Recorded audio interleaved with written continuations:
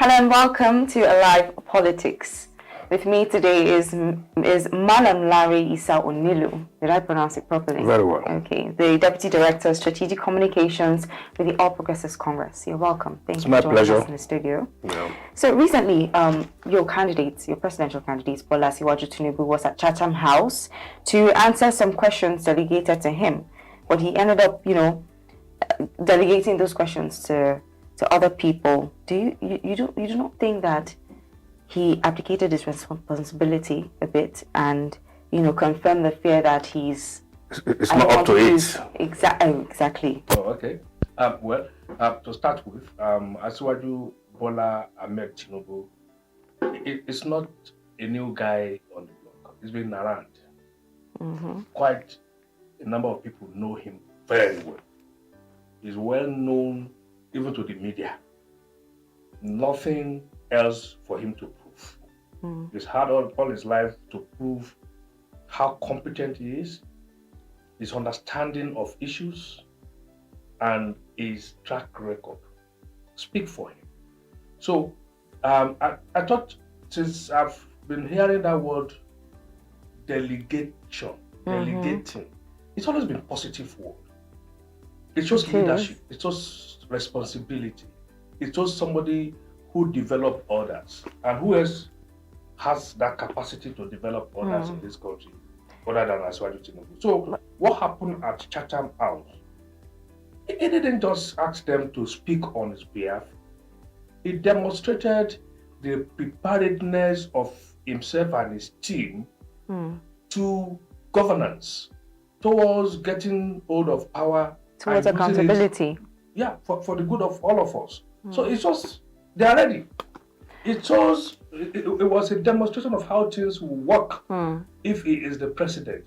And that's what we need in this country. A man that can rally the best, make them to have a buy-in into his ideas, and challenge them and say, go out there, go and speak. Well, your candidate has also refused to honor media invitations. Why is that? No, I can tell you that is in Lagos just about 6 weeks ago.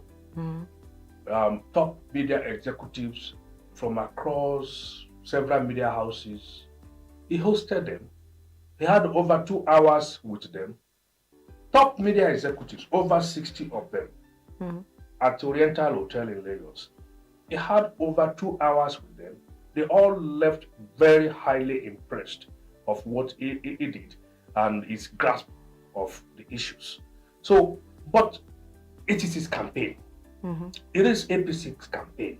It is our campaign. It is up to us to devise how we want to go about it. Are we putting media appearances first? Are we putting it towards the middle? Or is it towards the end of the campaign? It's up to us. Nobody dictates to someone how you should campaign. That is not going to appear in the media, far from it. It will definitely appear. But we have a program we are following. And we have a strategy we are using. The focus now is not popularity contest. It's how to win votes. And the quest to win votes is what is driving our strategy. And that's why you've seen him. He's done more town hall meetings than any other presidential candidate. So what would you say is the main thrust of the campaign? I mean, his motto is renewal and hope, renewed hope, if I'm not wrong. So what exactly is he offering Nigerians? What would you say, what reasons would you give Nigerians to vote Bola Ahmed Tinubu as the next president? It's just the best for us now, knowing what has happened in the last 7.5 years, where the current government has laid solid foundation across sectors. And then you need somebody who understands the issues, who's had track record, who can progress from where we stopped, who can correct whatever mistakes that have been made, who can improve on all the achievements that have been recorded, not anyone that will bring us setback. And unfortunately, the other guys who have prominence on the ticket of PDP and Labour Party are people whose track record clearly show that they can only cause setback for us. And we cannot look back at this stage. We just have to continue. Talk of road infrastructure, we've made so much progress in the last 7 years. We don't need somebody who will cause a setback. Rail transportation, we've done a lot. Water transportation, we've done a lot. Electricity, power supply, we've done a lot. We are beginning to see evidence that if we continue progressively this way with determination, we're going to get there. We've seen all this progress being made in the aviation sector. We've seen progress being made. So we cannot afford to throw away this opportunity to lock down the progress and make this country truly the great nation that it ought to be. Well, there are a lot of aggrieved Nigerians. There are a lot of aggrieved Nigerians who are unhappy with the way things are in the country right now. You know, inflation, the fuel scarcity, the, you know, how expensive things are in the market, different problems that Nigerians are having at this time. And the APC has been in power for the past 8 years. So what would convince Nigerians really to still maintain APC in power? The people who are complaining, besides those who are doing politics with it, and besides those who also, because they now don't have access to resources the way they used to have, free access to resources, the public, treasury. Beside those ones, the other people are the young people that have been misled, who think you can eat your egg without breaking the egg, who cannot even tolerate the idea of going through whatever hardship that is necessary for you to achieve success, and nothing comes easy.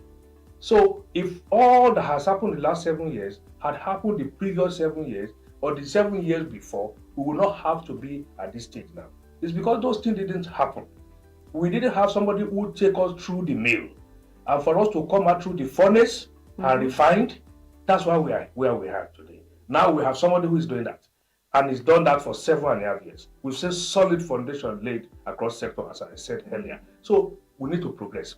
And we will begin to see the outcome as we progress.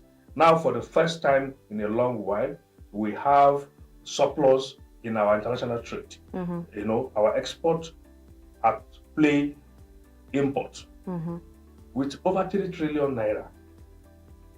That's excellent. That deserves commendation. That shows we are progressing. And that shows most of our economic problems are going to be solved as we progress. And so you just have to accept that it takes some time. In other words, you need time to finish the good work you already started. Yes, sir. Absolutely. Well, a particular TV station has been on the attack against the APC candidate. I'm not allowed to mention what station. But as a former journalist, what is your reaction to this? What's your take on it? I remain a journalist till I meet my God. You know, it doesn't get out of the system once you are in it, even if you're no longer practicing. The rules are there. The media house you have in mind has gone beyond the limit of what this profession allows. What they do there is purely unprofessional and very, very sad that a media house will have to go to that extent. We know it is right for a media house to be politically aligned. It is allowed, but it has to be within the rules, the basic rules of journalism. In your bias, you must be reliable. But when you are no longer reliable in your bias, if you are biased towards the PDP, you must be reliable for the public to be able to see that the job you are doing is in the public interest. But when it has gone beyond that, when all you want to do is to demonize someone without any rule, see, what are they asking for? Same questions for the last 6 months. Is age? Is education? What again? You know, all sort of. It is the role of the media to help the public to find answers. Not you asking in the studio like a broken record every day the same question. We will not have Watergate in the United States if some journalists didn't step up to go do investigation and unearth the truth. So what is that media house waiting for? This man didn't drop off from the sky. He was born somewhere. He was raised somewhere. Let them go for it. Let them put their resources and their expertise on it and come with an answer. I said, now we have discovered the truth about his age. the truth about his education. And then come with that. But to think you continue to ask the same question for 6 months when it is your job to actually go investigate and come out with the truth, it shows the media house had better look for something else to do other than journalism. Well, Mr. Larry, this was a very insightful conversation and I enjoyed it. Unfortunately, we don't have enough time to keep going. My pleasure. So once again, it was really nice having you in the studio. My pleasure too. Once again, thank you for joining us on Alive Politics. My name is Elizabeth Mutfwan.